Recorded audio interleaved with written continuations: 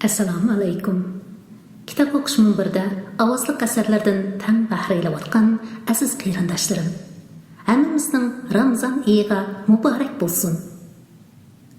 Niyat insoniyatga ato qilingan bebaho angushlardir. Shunga bu go'zal muqaddas Ramazon oyida qarindoshlarim diqqatiga Qur'oni Karimning Uyg'urcha tarjimasini ovozli o'qib sunishni niyat qildim. Agar uyg'unish xizmat munosabati bilan burun vaqt chiqarib o'qishga fursat topolmagan qarindoshlarimning cho'qim vaqt chiqarib bu muqaddas kitobning Uyg'urcha tarjimasini to'liq vaqtida anglashga diqqat berishini tuvanchilik bilan iltimos qilaman. Qur'on Karim Uyg'urcha tarjimasi tarjima qiluvchi Muhammad Solih. 1-sura Fatiha Mekkede nazil bo'lgan 7-oyat. Nihoyat shafqatlik va mehribon Allohning ismi bilan boshlayman. Jami hamd sana olamlarning parvardigori Allohga xosdir. Alloh nihoyat shafqatlik va mehribondir. Qiyomat kunining egisidir. Rabbimiz sanli ibodat qilamiz va sendilla yordam tilaymiz. Bizni to'g'ri yo'lga boshlagin. G'azabingga yo'liqqanlarning va ozg'inlarning yo'liga emas, sen inom qilganlarning yo'liga boshlagin. 2-sura Baqara Madinada nozil bo'lgan 286-oyat. Nihoyat shafqatlik va mehribon Allohning ismi bilan boshlayman. Alif Lam Mim. Bu kitobda yani Qur'onda hech shak yo'qdir. U taqvodorlarga yetakchidir. Ular g'aybga ishonadi. Namozni ado qiladi. Ular biz bergan mol-mulkdan Xudo yo'liga sarf qiladi. Ular sana nozil qilingan kitobga, sendan ilgirki payg'ambarlarga nozil qilingan kitoblarga ishonadi va oxiratga shaksiz ishonadi. Ana shular Parvardigorimning to'g'ri yo'lda bo'lg'uchilardir. Ana shular baxtga erishguchilardir. Shubhisizki, kofirlarni ogohlantirmamsan, baribir ular iymon etmaydi. Alloh ularning dillarini, quloqlarini pechatlab atgan. Iymonning nuri kirmaydi. Ularning ko'zlari pardalangan, haqiqatni ko'rmaydi. Ular oxiratda qattiq azobga duchor bo'ladi. Kishilar orasida Allohga va oxirat kuniga ishonadi deguvchilar bor. Haqiqatda ular ishonmaydi. Ya'ni og'zida ishondik degani bilan ko'nglida ishonmaydi. Ular Allohni va mu'minlarni aldamoqchi bo'ladi. Haqiqatda ular to'ymasdan o'zlarini aldaydi. Ularning dillarida kasal, ya'ni munofiqlik ve şekliniş var. Allah onların kesilini küçektiverdi. Yalgan sözlegenlikleri, yani yalganni, imanni dava kılganlıkları ve Allah'ın ayetlerini mesha kılganlıkları üçün ular qattiq azapqa duchor bo'ladi. Ularga yeryüzde buzg'unchilik qilmanglar deyilsa, biz isloh qilguvchilarimiz deydi. Bilinglarki, ular haqiqatan buzg'unchilardir. Lekin buni o'zlari tuymaydi. Ularga, ya'ni munofiqlarga iymon etgan kishilardek, ya'ni sahobilardek chin ko'ngillar bilan iymon etinglar deyilsa, biz iymon etgan ahmoqlarga o'xshash iymon etamdi deydi.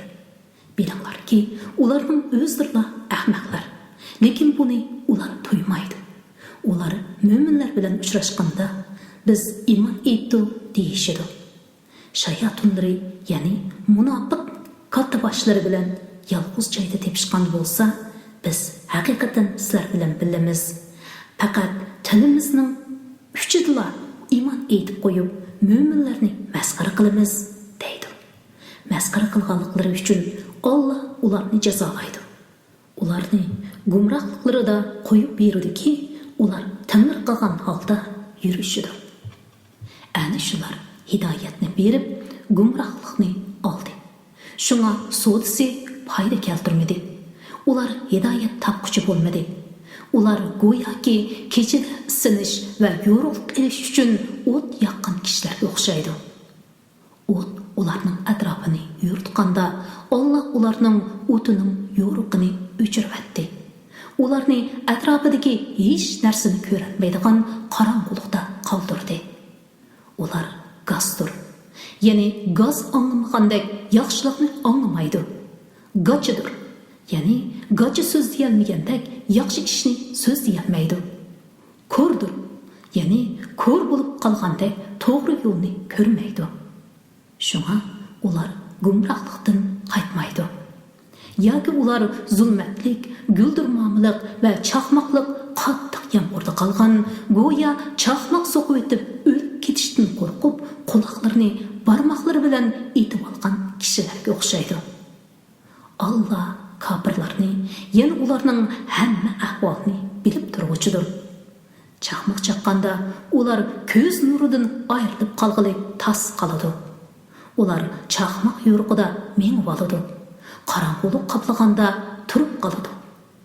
Alloh xolisi edi, ularni anglash va ko'rish quvvatidan albatta mahrum qiladi. Alloh haqiqatan har narsaga qodirdir. Ey insonlar, taqvodorlardan bo'lishinglar uchun sizlarni va sizlardan burunqilar, ya'ni o'tgangi ummatlarni yaratgan Parvardigoringlarga ibodat qilinglar. Allah sizlarga zaminni to'shak va osmonni bino, ya'ni yulduzlarning zichliqida binoga o'xshash qilib berdi. Bulutdan yomg'ir yog'dirib berdi. Sizlarga rizq bo'lish uchun yomg'ir orqali turli mevalarni o'stirib berdi. Endi Allohga sherik keltirmanglar. Halbuki sizlar Allohning sheriki yo'qligini bilib turibsizlar. Bandimiz Muhammadga bir nozil qilingan Qur'ondan sheklansanglar, Qur'onga o'xshash biror surani maydonga chiqarib beqinglar. Qur'onga ta'ruz qilishda Allohdan boshqa yordamchilarning hammasini yordamga chaqiringlar. Qur'on insonning so'zi degan gapinglarda rostchil bo'lsanglar. Agar mundaq qilmasanglar, hargizmi qilolmaysizlar. Kofirlar uchun tayyorlangan inson va toshlar yiqilg'i bo'lgan do'zaxdan saqlaninglar. Ey Muhammad, iymon etgan va yaxshi amallarni qilganlarga ularning ostidan o'zdanlar eqib turadigan jannatlarga kirdiganligi bilan xush xabar bergin. Ular jannatning biror mevasidan rizqlantirilgan chaqda, buning bilan burun dunyodami rizqlantirilgan edi deydi. Ularga ko'rinishi dunyoning mevalariga o'xshaydigan, ta'mi o'xshamaydigan mevalar beriladi. Jannatlarda ularga pok juftilar, ya'ni hurlar berildi. Ular jannatlarda mangu qoladi. Alloh haqiqatan podsho va uning kichik narsalarni misol qilib keltirishdan tortinib qolmaydi. Mo'minlar bo'lsa, uni Parvardigori tarafidan nozil bo'lgan haqiqat deb biladi. Kofirlar bo'lsa, Alloh bu narsalarni misol qilib keltirishdan nimani iroda qiladi deydi. Alloh bu misol bilan nurg'un kishilarni uni inkor qilganlikdan ostiradi va nurg'un kishilarni uni tasdiqlaganlikdan hidoyat qiladi. Shu orqali faqat fosiqlarni ostiradi. Fosiqlar Alloh va'da olgandan keyin bergan va'dasini buzadi. Alloh ulashga buyurgan shayni uzib qo'yadi. Ya'ni sizlar rahim qilmaydi. Yer yuzida buzuqchilik qiladi. Ana shular ziyon tortquchilardir. Allohni qandoq inkor qilsizlarki, jonsiz edinglar, Alloh sizlarga jon berdi. Ya'ni otanglarning pushtida, onanglarning qarnida abi-manik edinglar. Keyin ayshimlar to'shqanda Alloh jinlarni oladi. Ondan keyin tirildiradi. Ondan keyin Allohning dargohiga hisob berish uchun qaytarilasizlar. Alloh yer yuzidagi hamma narsani sizlarning foydalanishinglar uchun yaratdi. Ondan osmonni yaratishga yuzlanib, uni qusursiz 7 osmon qilib tamomladi. Alloh har narsani bilguchidir. O'z vaqtida Parvardigorim farishtalarga "Men yer yuzida xalifa, ya'ni o'rinbosar yarataman" dedi. Farishtalar yer yuzida buzuqchilik qiladigan, qon to'kadigan shaxsni xalifa qilamsan. Holbuki biz bo'lsak seni pok deb madihlaymiz, muqaddas deb madihlaymiz dedi. Alloh, "Men haqiqatan sizlar bilmaydigan narsalarni bilaman" dedi. Alloh bütün shaylarning nomlarini odamga o'rgatdi. Ondan ularni farishtalarga ko'rsatdi. Xalifa bo'lishga odamga qaraganda biz haqliq deydigan qarashinglarda rostchil bo'lsanglar, bu shaylarning nomlarini menga aytib beringlar dedi. Farishtalar, "Seni bütün kamchiliklardan pok deb taniymiz. Biz sen bildirgandan boshqani bilmaymiz. Haqiqatan sen hammani bilguchidirsan, hikmat bilan ish qilguchidirsan" dedi. Alloh, "Ey odam, ularga bu narsalarning nomlarini aytib bergin" dedi. Odam ularga bu narsalarning nomlarini aytib bergan chaqda Alloh, "Men sizlarga osmonlardagi va zamindagi g'ayblarni haqiqatan bilib turaman. Oshkora va yoshirin ishinglarni bilib turaman demaganmidim" dedi. O'z vaqtida farishtalarga "Odamga sajda qilinglar" dedi. Iblisdan boshqa hammasi sajda qildi. Iblis sajda qilishdan bosh tortdi. Takabburlik qildi. U kofirlardan bo'lib ketdi. Biz odamga "Ey odam, sen xotining, ya'ni Havvo bilan jannatda turinglar. Jannatdagi narsalardan xohlaganinglarcha kang tasha yeb ichinglar. Bu daraxtga yaqinlashmanglar, ya'ni mevasidan yemanglar. Bo'lmasa o'zinglarga zulm qiluvchilardan bo'lib qolasizlar" dedi. Shayton u ikkisini teyildirdi. Ya'ni manni qilingan daraxtning mevasini yugizib xatolashtirdi. Turib atgan jannatdan chiqardi. Odamga, Havvoga, Iblisga bir-biringlar bilan o'chakashgan holda jannatdan yer yuziga tushinglar. Yer yuzida vaqtliq ajdinlar to'shqicha yerlashinglar va ne'matlardan bahramand bo'linglar dedi. Odam Parvardigordan bir qancha so'z ta'lim oldi. Ya'ni gunohining kechirilishi uchun o'qiydigan duo uningga ilhom orqali bildirildi. Alloh uning tavbasini qabul qildi. Alloh haqiqatan tavbani bakmi qabul qilguchidir.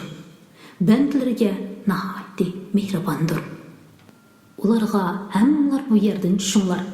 Sizlarga men tarafdan bir yo'l ko'rsatguchi, ya'ni payg'ambar keladi. Yo'limga agashganlarga oxiratda qo'rqinish va g'am qayg'u bo'lmaydi dedi. Kofirlar va bizning oyatlarimizni inkor qilganlar ahli do'zaxdir. Ular do'zaxda mangu qoladi. Ey Isroil avlodi, mening sizlarga bergan ne'matimni yod etinglar. Menga bergan iymon etish, toat, ibodat qilish haqidagi va'damlarga vafo qilinglar. Men sizlarga qilgan savob berish haqidagi va'damga vafo qilaman. Mendan qo'rqinglar. Men nasil qilgan Tavratni tasdiq qiluvchi Qur'onga iymon keltiringlar. Qur'onni birinchi bo'lib inkor qiluvchi bo'lmanglar. Oyatlarimni arzon bahoda setib etmanglar. Menga taqvodorlik qilinglar. Haqni botilga, ya'ni Alloh nasil qilgan haqiqatni o'zinglar o'ydirib chiqqan narsaga aralashtirib olmanglar. Haqni bilib turib yoshirmanglar. Namozni ado qilinglar. Zakotni beringlar. Ruku qiluvchilar bilan birga ruku qilinglar. Kishilarni yaxshi ishga buyurib, o'zinglarni unutumsizlar. Holbuki sizlar kitob, ya'ni Tavratni o'qib turibsizlar. Tushunamsizlar. Sabr qilish, namoz o'qish orqali Allohdan yordam tilanglar. Namoz Allohdan qo'rquvchilar, ya'ni kamtarlik bilan Allohga bo'ysunguchilardan boshqalarga haqiqatan mushaqqatli ishdir. Allohdan qo'rquvchilar Parvardigorga cho'qim muloqot bo'ladiganlarga va Allohning dargohiga cho'qim qaytib boradiganlarga jazman ishonadi. Ey Isroil avlodi, Sizlarga bergan ne'matimni va sizlarni bir zamonlarda tamom jahon ahlidan ustun qilganligimni yod etinglar.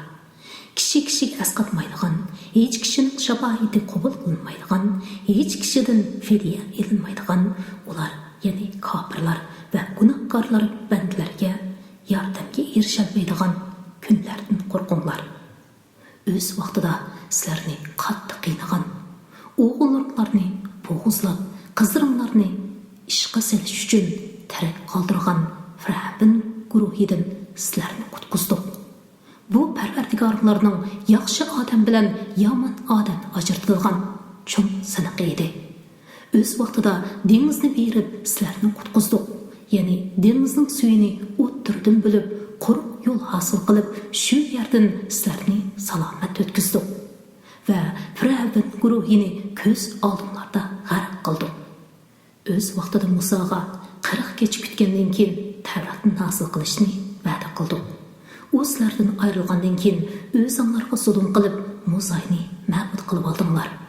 Shundan keyin shukr qilsin deb sizlarni afv qildik. O'z vaqtida sizlarni hidoyat topsin deb Musoga haqni botilni ayiruvchi kitobni, ya'ni Tavratni berdik. O'z vaqtida Muso o'z qavmiga: "Ey qavmim, sizlar Musoyni ma'bud qilib, haqiqatan o'zinglarga zulm qildinglar. Yaratquchinglarga tavba qilinglar. Musoga cho'qinmanglar, cho'qinganlarni o'ltirilsin" dedi. Bunda qilish yaratquchilarning dargohida sizlar uchun yaxshidir. Allah tavbanglarni qabul qildi. Allah tövbeni haqiqatan bakmi qabul qiluvchidir. Nihoyatda mehribondir. O'z vaqtida: "Ey Musa, Allah'ni ochiq ko'rmagicha sana hargiz ishonmaymiz" dedinglarda, sizlardan hosil bo'lgan azobni ko'rib turguninglar holda sizlarni chaqmoq so'qdi. Ondan keyin sizlarni shukr qilsin deb o'lguninglardan keyin qayta tiriltirdik. Sizlarga bulutni soyvan qilib berdik. Sizlarga taranjabin bilan bo'dinni tushirib berdik. Biz sizlarga rizq qilib bergan pok, shirin narsalardan yeb ichinglar dedik. Ular ne'matlarimizga nonko'rlik qilish bilan bizga emas, faqat o'zlariga zulm qildi. O'z vaqtida Musa orqali ajdodlaringlarga bu shaharga, ya'ni Baytul Muqaddasga kiringlar. U yerda xohlaganlarcha kangtasha yeb ichinglar. Baytul Muqaddas darvozasidan shukr qilish yuzidan sajda qilgan holda kiringlar. Parvardigorimiz gunohlarimizni kechirgin danglar. Gunohinglarni mag'firat qilamiz. Yaxshilarga texim ortiq savob beramiz dedi. Zulm qilguvchilar o'zlariga so'zlangan so'zni boshqa so'zga o'zgartirib etdi. Zulm qilguvchilar yo'ldan chiqqanliklari, ya'ni Allohga osiylik qilganliklari uchun ularga osmondan azob tushirdi. O'z vaqtida Musa o'z qavmi uchun suv talab qilgan edi. Biz uningga Hasan bilan toshni urg'in dedi. Toshdan 12 buloq etilib chiqdi. Hamma odam, ya'ni qabila o'zining suv ichadigan o'rnini bildi. Ularga Alloh bergan rizqidan yanglar va ichinglar, yer yuzida buzg'unchilik qilmanglar dedi. O'z vaqtida Sinon cho'lida taranjabin va bo'din bilan oziqlanayotganlarda sizlar: "Ey Musa, biz bir xil yemeklikka chidab turolmaymiz. Biz uchun Parvardigoringga duo qilgin. Bizga zaminning ko'ktatlaridan tarhamak, samsoq, yesimuk va piyozlarni o'stirib bersin" dedinglar. Musa: "Sizlar yaxshini nacharga tegishamsizlar.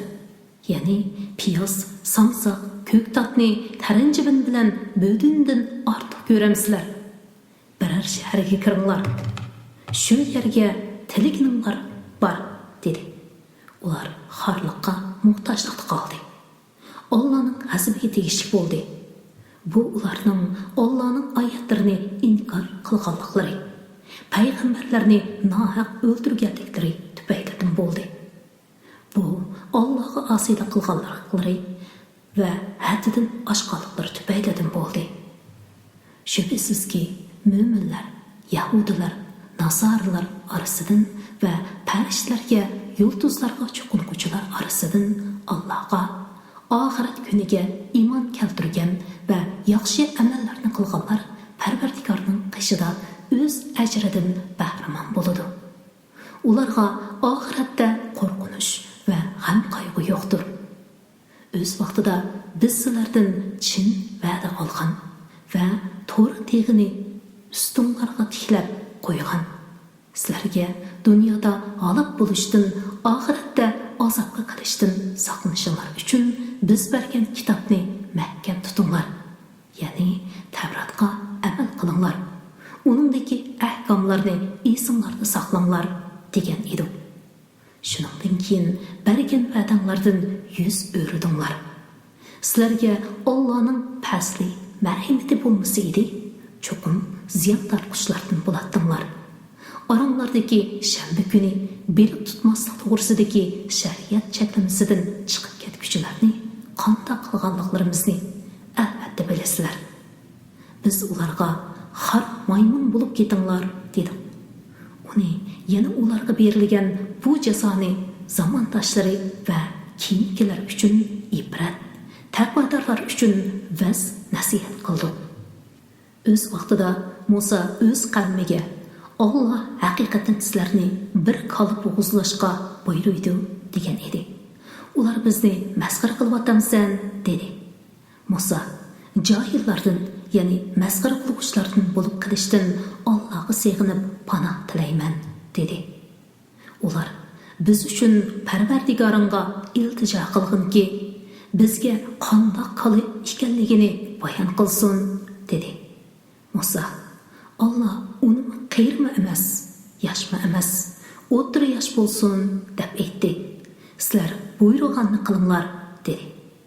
Ular biz uchun Parvardigoringga iltijo qilginki, bizga uning rangini bayon qilsin dedi. Musa aytdiki, Allah haqiqatan uning rangi qarog'uchilarni zo'qlantiradigan sap-seriq bo'lsin dedi. Ular Parvardigoringga iltijo qilgin, uning qandoq ekanligini bizga bayon qilsin, ya'ni dehqonchilikqa ishlatilgan qalamu yoki samirtish uchun beqilgan qalamu, bu bizga mujmal bo'lib qoldi. Bu aniq bo'ladigan bo'lsa, Xudo xolisa uni biz cho'qim topamiz dedi. Musa Allah uning yara haydab, ekin sug'urib, ko'ndirilgan bo'lmasligini, bejirim olisi yo'q, ya'ni rangida seriqlikdan boshqa rang yo'q bo'lishini aytdi dedi. Ular endi to'liq bayon qildim dedi.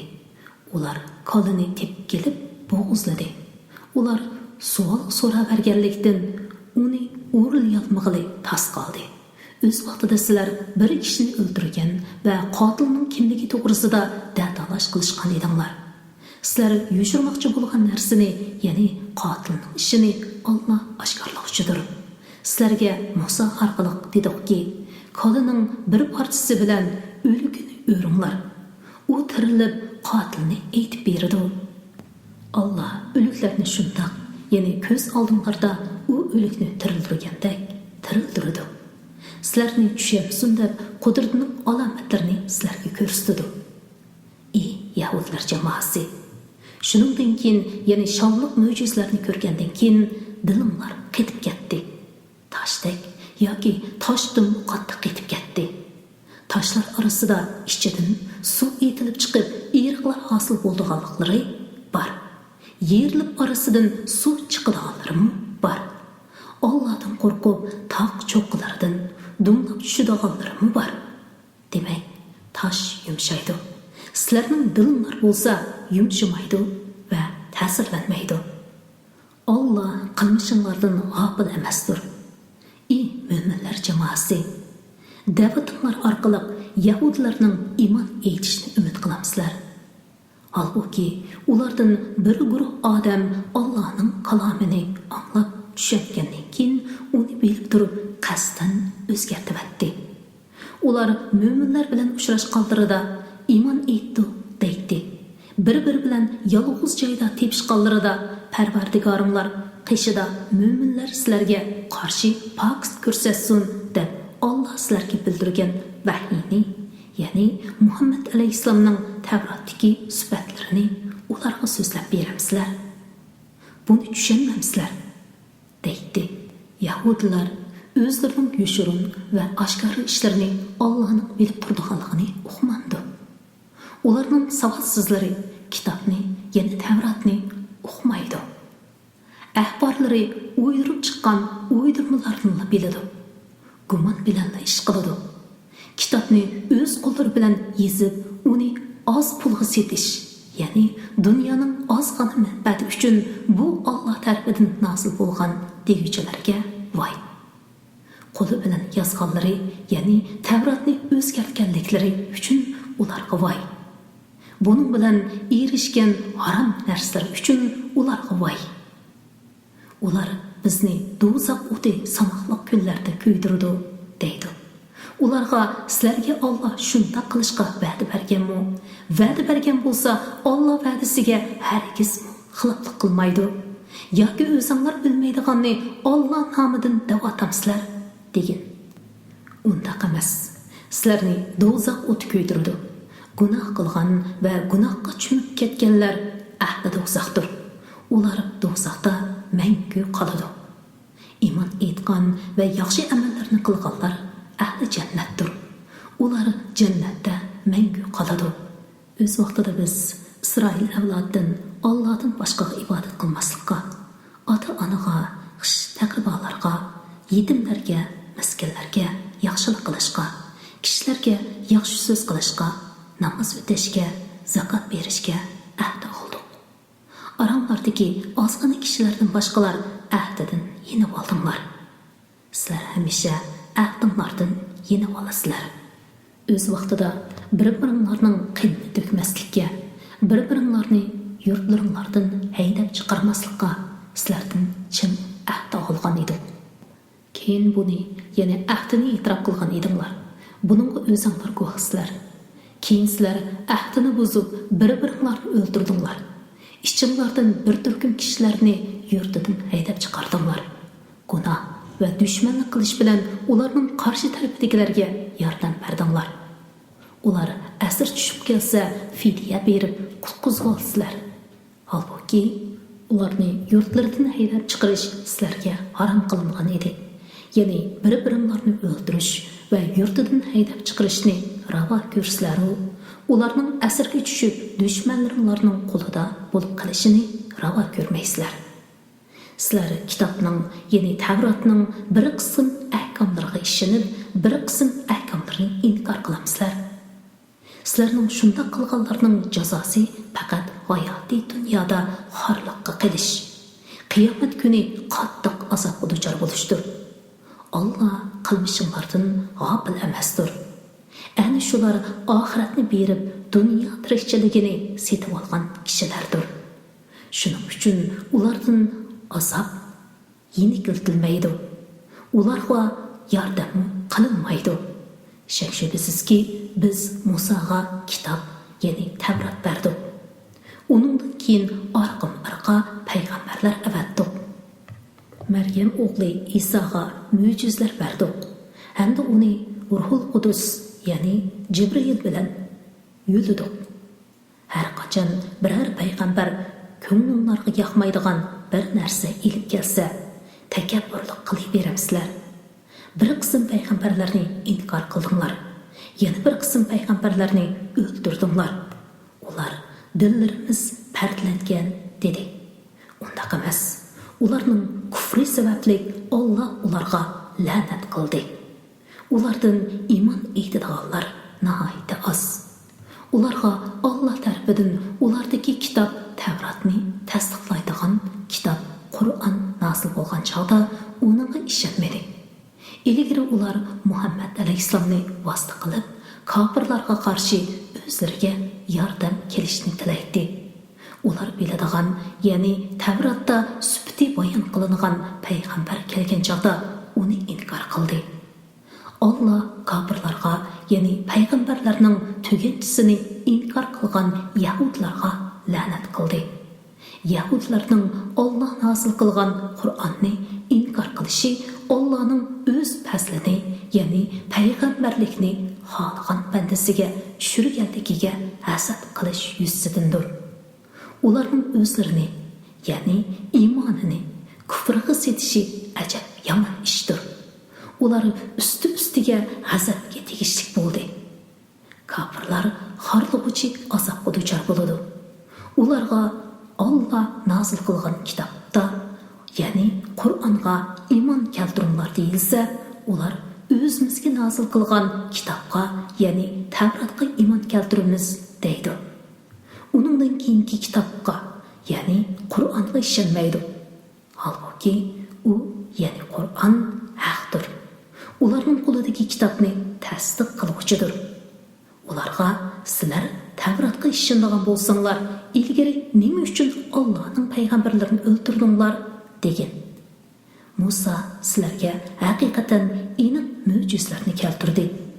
Musa to'g'ri tegiga ketgandan keyin o'zinglarga zulm qilib Musani ma'bud qilib oldinglar. O'z vaqtida biz sizlardan Tavratga amal qilishga chin va'da olgan edik. Sizlarga men hosil qilgan kitobni mahkam tutinglar, bo'lmasa ustinglarga tog'ni tashlaymiz deb to'g'ri tegini ustinglarga tikladik va Tavratga quloq solinglar dedik. Ular so'zingga quloq soldik, amringga osiylik qildik deyishdi. Ularning kufri tufaylidan dillariga Musaning muhabbati singib ketdi. Ularga agar sizlar mo'min bo'lsanglar, iymoninglar sizlarni ajab yomon ishga buyuradigan. Sizlar mo'min emas. Chunki iymon Musaga cho'qinishga buyurmaydi degan. Ularga agar oxirat yurti, ya'ni jannat Allohning qishida sizlar gumon qilgandek boshqalarga emas, yolg'iz sizlarga xos bo'lsa, sizlarni jannatga ulashtiradigan o'limni orzu qilib yiqinglar. Jannat bizga xos degan so'zinglarda rostchil bo'lsanglar degan. Ular qilgan yomon amallari sababli o'limni hargiz orzu qilmaydi. Alloh zolimlarni obdan bilguchidir. Shubhasizki, ularni hayotga hamma kishidan, hatto mushriklardan hirs ko'rsa, har biri 1000 yil umr ko'rishni orzu qiladi. Uzun umr ko'rish ularni azobdan qutuldirib qololmaydi. Allah ularning qilmishlarini aniq ko'rib turguchidir. Aytganki, Jibrilga dushman bo'lgan odam Allohga dushmandir. Chunki u, ya'ni Jibril, Allohning amri bilan o'zining ilgirkini, ya'ni samoviy kitoblarni tasdiq qilguchi, to'g'ri yo'l ko'rsatguchi, mo'minlarga bishorat berguchi Qur'onni sening qalbingga nozil qildi.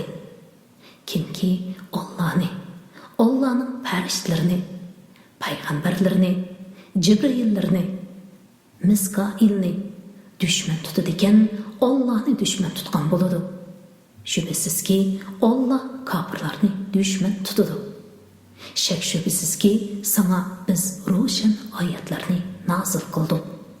Ularni faqat to'g'ri yo'ldan chiqqanlarla inkor qiladi. Har qachon ular biror ahd tuzishsa, bir turkumi uni buzadi. Balki ularning, ya'ni yahudlarning to'lisi Tavratga iymon etmaydi. Ularga Alloh tarafidan qo'llaridagi kitobni tasdiqlaydigan bir payg'ambar, ya'ni Muhammad alayhissalom kelsa, uning payg'ambarlik dalillarini bilmaydigandek, Allohning kitobini, ya'ni Tavratni orqasiga cho'rib etadi. Ya'ni Tavratning so'zlariga amal qilmaydi.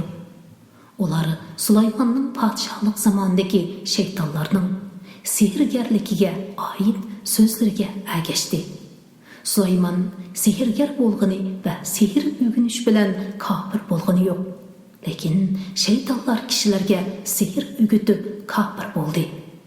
Ular Babildagi Harut, Marut deyiladigan ikki farishtaga nozil qilingan sehrni o'rgatdi.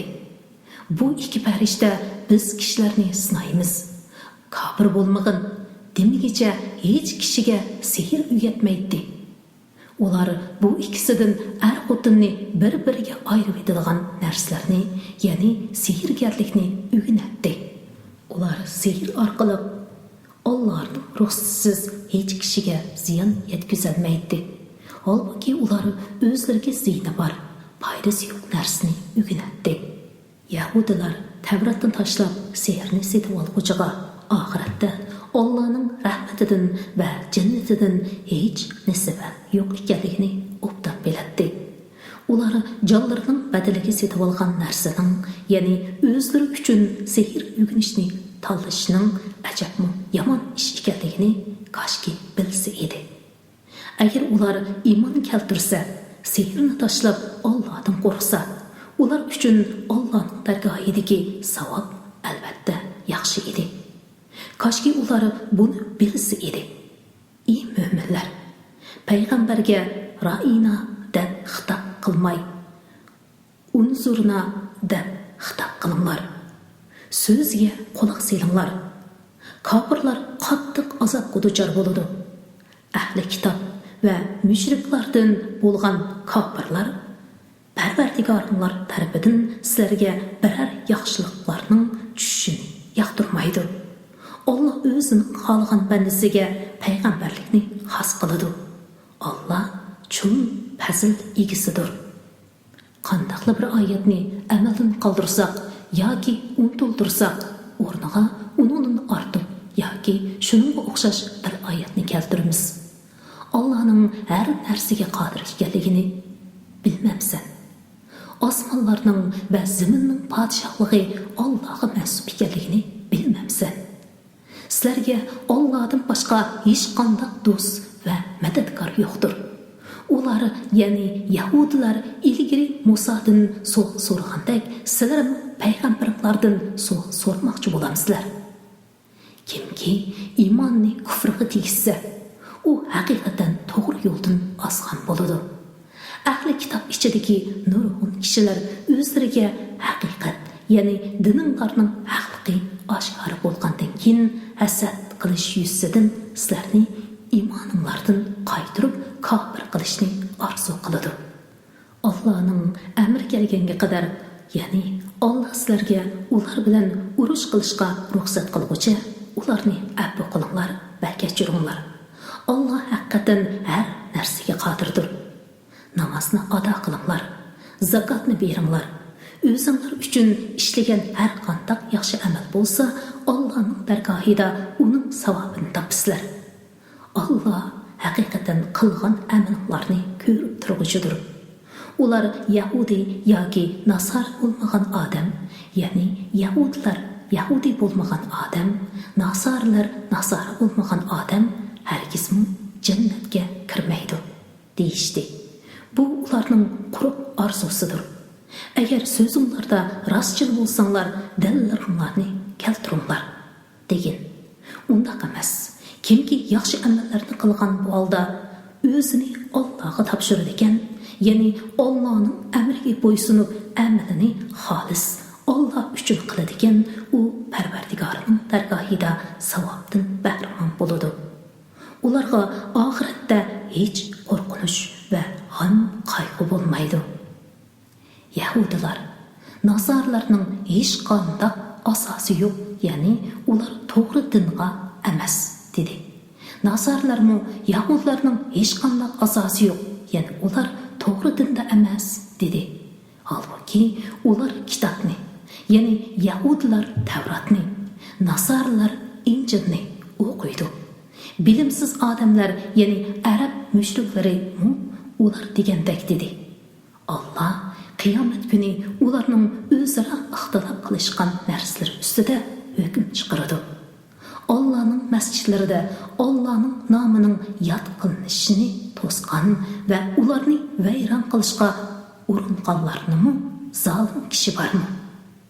Masjidlarga ularning faqat qo'rqqan holda kirishi loyiq edi. Ular dunyoda rasvo bo'ladi. Oxiratda cho'ng azobga, ya'ni do'zax azobiga duchor bo'ladi. Mashriqmi, mag'ribmi, ya'ni butun yer yuzi Allah'ningdir. Qaysi tarafga yuzlansanglarmi, u Allah'ning tarafi, ya'ni sizlarga ixtiyor qilgan qiblasidir. Allah'ning mag'firati haqiqatan kengdir. Allah hammani bilguchidir. Ular, ya'ni Yahudilar, Nasarlar, mushriklar Allah'ning balasi bor deydi. Allah ularning gumon qilgan narsadan pokdir. Undaq emas. Osmonlardagi va zamindagi narsalarning hammasi Allohningdir. Hammasi uningga bo'ysunguchidir. Allah osmonlar va zaminni yo'qdan bor qilguchidir. Bir ishni vujudga keltirishni iroda qilsa, vujudga kel deydi-da, vujudga keladi.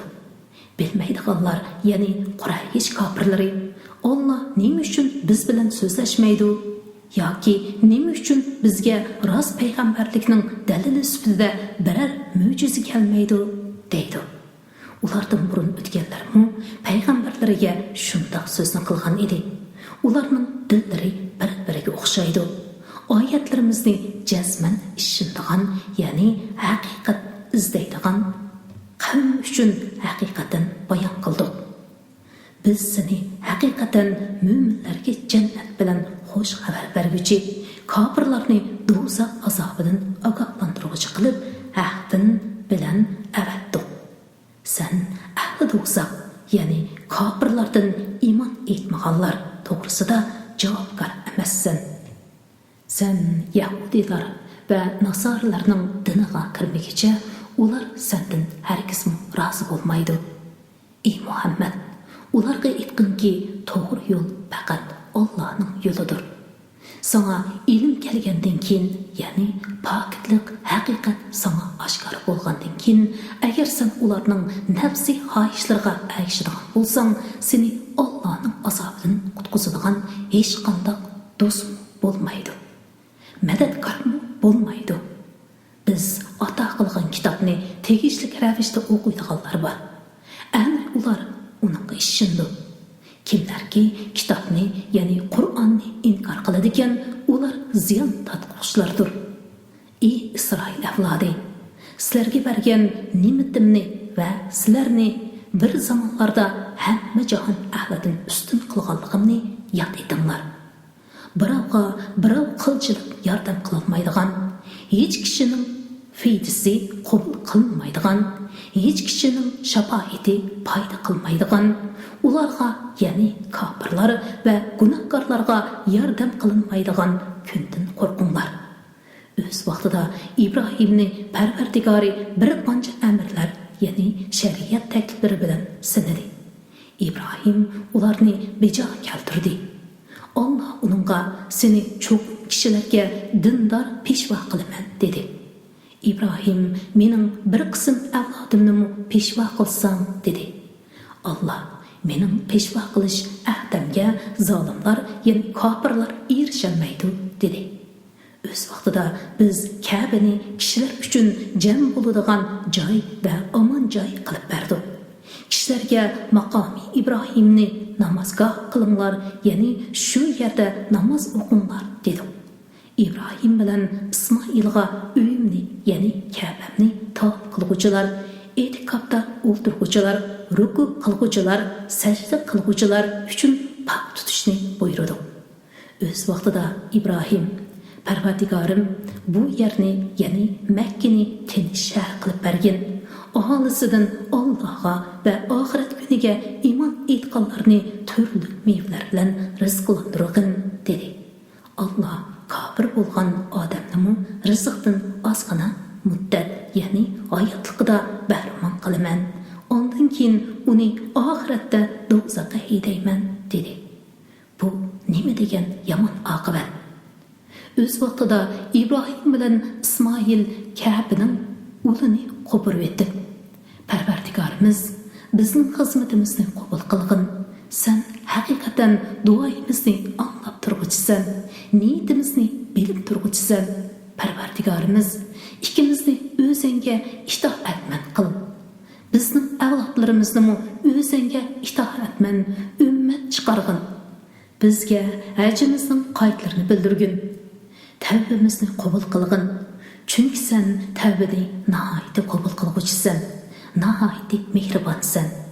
Parvardigorimiz ularning ichidan oyatlaringni ularga tilovat qilib beradigan, kitobingni, ya'ni Qur'onni, hikmatni, ya'ni pok sunnatni ularga o'rgatadigan, ularni mushriklik va gunohlardan pok qiladigan bir payg'ambar avatgin. Haqiqatan sen g'olibsan. hikmat bilan ish qilg'uchisan, dedi. O'zini ahmoq qilganlardan boshqa kim Ibrohimning dinidan yuz o'riydi? Haqiqatan biz uni bu dunyoda payg'ambarlikka tanladik. Shak shubhasizki, oxiratda u yaxshilar qatorida bo'ladi. O'z vaqtida Parvardigori uningga Parvardigorimning amriga itoat qilgin dedi. U olamlarning Parvardigoriga itoat qildim dedi. İbrahim va Yaqub o'z o'g'illariga vasiyat qilib, ey o'g'illarim, Alloh sizlarga mushu dinni, ya'ni islom dinini tanladi. Faqat musulmon petinglarcha bo'linglar, ya'ni iymoninglarda mahkam turinglar, toki iymon bilan ketinglar, dedi. Yaqub jon uzayotgan vaqtida sizlar endi bormadinglar. Shu chaqda Yaqub o'g'illaridan: "Men o'lgandan keyin sizlar kimga ibodat qilasizlar?" deb so'radi. Ular: "Sening ilohing va ota-bobolaring İbrahim, İsmail, İssoqlarning ilohi bo'lgan bir Allohga ibodat qilamiz. Biz uningga itoat qilguvchimiz", dedi. Ular o'tgan bir ummatdir. Ularning amallarining savobi o'zlari uchundir. Sizlarning amallaringlarning savobi o'zinglar uchundir.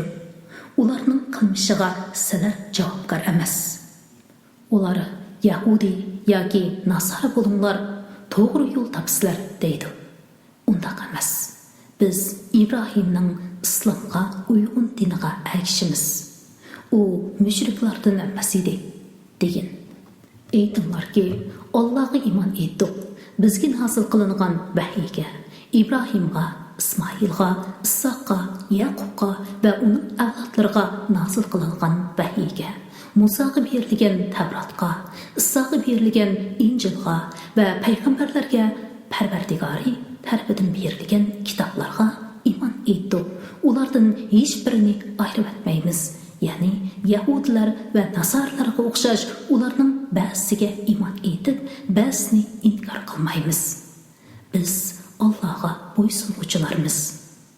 Agar ular, ya'ni ahli kitob sizlar iymon etgandek iymon etsa, albatta to'g'ri yo'l topgan bo'ladi. Agar ular iymondan yuz o'rsa, sen bilan adovatda bo'lgan bo'ladi. Ularga qarshi Alloh sana guvohidir. Allah ularning so'zlarini anglab turguchidir. Hiylim ikrini bilib turguchidir. Allahning dinida chin turinglar. Allahning dinidan yaxshi kimning dini bor? Biz Allohga ibodat qiluvchilarmiz.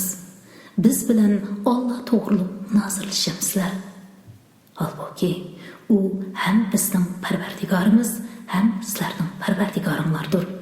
Bizning amallarimiz o'zimiz uchundir. Sizlarning amallaringlarmi o'zinglar uchundir. Biz Allohga sodiqmiz, degan. Yoki İbrahim, İsmail, İssoq, Yaqub va uning avlodi Yahudi edi yoki Nasara edi demsizlar. Aytganki, ularning qaysi dinda ekanligini sizlar obdan bilamsizlar yoki Alloh obdan bilamdi. Qo'lida Alloh nazil qilgan dalil isbot turib, uni yoshirgan odamlardan zolim kim bor? Alloh sizlarning qilmishinglardan g'ofil emasdir. Ular o'tgan bir ummatdir. Ularning amallari o'zlari uchundir. Sizlarning amallaringlarmi o'zinglar uchundir. Ularning qilmishiga sizlar javobgar emas.